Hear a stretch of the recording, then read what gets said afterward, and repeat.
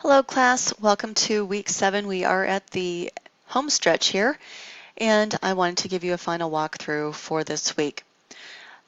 Hopefully all of you saw my initial written announcement yesterday.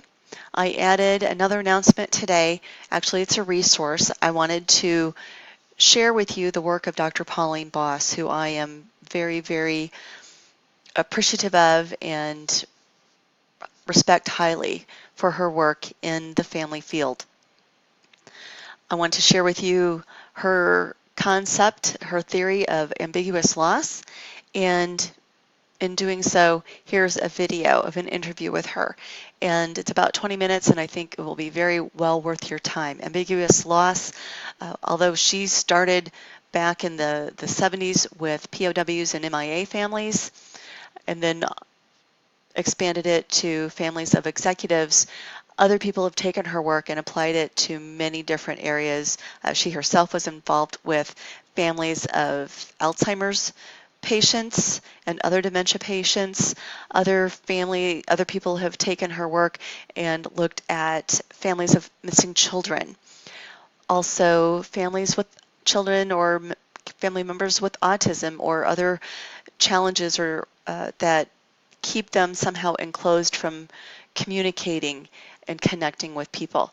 So, like I said, it's about 20 minutes and it will be very worthwhile your time. So I can't encourage you strongly enough to take a look at that video.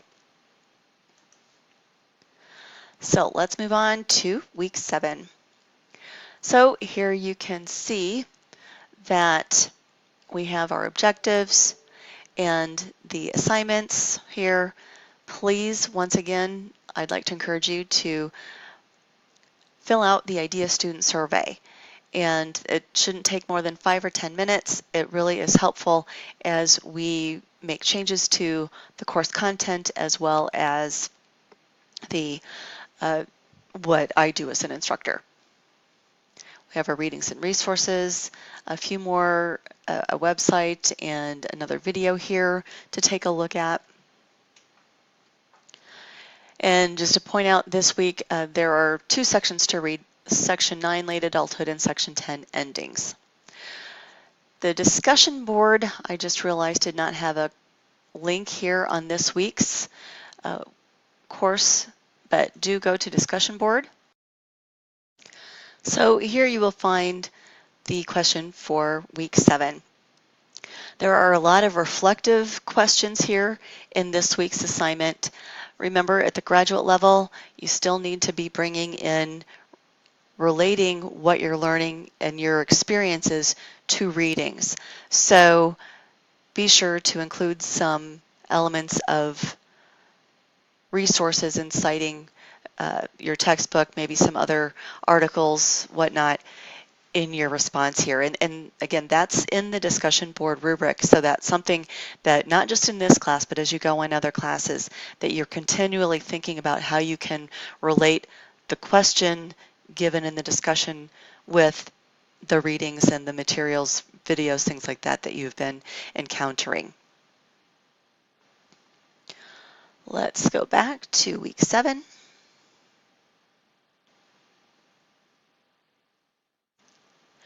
And the final project. I gave you a sneak peek last week. I hope that was helpful to give you an idea of what you're going to be needing to do this week, and hopefully most, if not all of you, have already gotten at least 1 or 2 of your interviews done, perhaps even all 3 of them. As a reminder, you need to interview people, at least three individuals of various ages with a minimum of 5 years separating them. Somebody asked the class about, can you do children? It's really best if your interviewees can be reflective. So somebody who's articulate and can think about life is the best type of person to interview. So if you have an articulate later school age child or adolescent, that would be okay, but only one in that age category. Please be sure that at least 2 of your interviewees are older.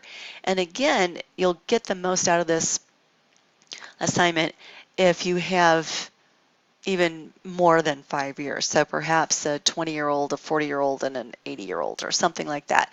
If you get 40, 45, and 50, you're not going to get the richness that this final project has to offer for you. So there's a list of questions here. Open that up.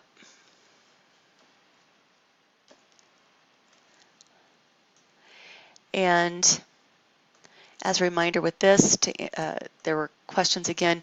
You do not have to ask all of the questions of all of your interviewees, but you do need to make sure that you have representation of all 4 domains: physical, cognitive, emotional, and social. And you want to get a fair number of questions in each of these domains to get a good picture of what life is like for your interviewees, and so that you can compare and contrast them. So here are some additional questions and more overarching questions that will be helpful for you to ask as well. And then I have a couple other questions that I would like for you to consider asking. 2 good overarching questions are: in what ways do your interviewees see themselves as being similar over time? And in what ways do they see themselves as being different over time? And this is similar and different to themselves. So you're asking them how they have seen themselves change over time and how they have seen themselves stay the same. And those are some good questions too, because it helps you think in the along the lifespan development. And there's continuity and there's change, and that will help you understand that too. That's part of what lifespan is all about. It will also help you think systemically. As family life educators, as family professionals, we need to think systemically. And so we learn about the connections and the layers and the way things are related. And so asking those kinds of questions will help you with that. And so again, not necessarily all the questions, but you want to get a big enough, rich enough picture that you can understand the complexity of life as they have lived it. All right, so those are the questions. All right, so the next section is to go over and compare and contrast the answers that you've obtained in the interviews. You don't necessarily need to present question by question by question for each person. Think of a creative way to do this in a summary format of some kind, using a PowerPoint or Prezi or timeline. You could do a video. You could do a video that shows yourself as speaking and holding up like you would in holding up the audio visuals or visual aids, I should say, like you would in a face-to-face presentation. It could be the video of you plus PowerPoint. A lot of different options for you to be creative in how you present this information. You want to do it more in a summary format, not necessarily, like I said, question by question by question. And you want to make sure that you compare person A to person B, person A to C, and B to C. Make sure that there are the 3-way comparisons. And contrast. Again, comparisons are similar, contrasts are how they are different. Regardless of the information that you present, you want to make sure that you connect what you've learned from your interviewees with theories, concepts, developmental milestones, and characteristics that we've covered throughout the course, through your readings that you've done, the videos that we've watched, the discussion questions, feedback that I provided for you, so that you want to demonstrate through this final project all the things that you've learned and how you are able to connect the theory that you've learned with what you're seeing in somebody's real life. And just a reminder, you want to include citations and sources in APA formats. You want to have references at the end so that you are documenting the sources for your information and ideas.